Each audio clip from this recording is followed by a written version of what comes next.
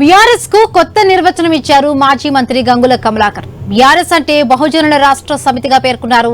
BC రిజర్వేషన్ల bill అమలులో ఎలాంటి చిక్కులు లేకుండా ప్రభుత్వం చర్యలు తీసుకోవాలని అన్నారు. ఈ విషయంలో బీఆర్ఎస్ సూచనలు పరిగణలోకి తీసుకోవాలని చెప్పుకొచ్చారు. లేదంటే 2 కోట్ల మంది బీసీలకు అన్యాయం జరుగుతోందన్నారు. లేదంటే కాంగ్రెస్ పార్టీ తగిన మూల్యం చెల్లించుకోక తప్పదని హెచ్చరించారు గంగుల.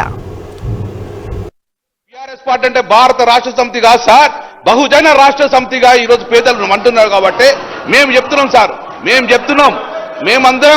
మేమందరం ఒకటే అధ్యక్ష, ఈ బిల్లు పాస్ కావాలి, 42% బిల్లు రావాలంటే దయచేసి ఈ సూచనలు పాడండి. కానీ బిల్లు పాస్ చేసుకొని జీవో ఇచ్చేసుకొని ఎలక్షన్ పోతే న్యాయవ్యవస్థ చిక్కు వస్తుంది. కాబట్టి న్యాయవ్యవస్థ చిక్కు రావద్దంటే you have to follow the same Ambani Shankar గారు ఎట్లా చేశారో అలాగా ఫాలో చేయని చెప్పేసి నేను ప్రభుత్వం రిక్వెస్ట్ చేస్తున్నా. మా సూచనలు దయచేసి పరిగణలోకి తీసుకోండి. మా సూచనలు మీరు ఎట్టిపోసడంగా దాన్ని విమర్శగా భావించకండి. ఇది ఒక్క గంగుల కమల ఇష్యూ కాదు, కోట్లాది 2 కోట్ల మంది బీసీల యొక్క భవిష్యత్ తరము.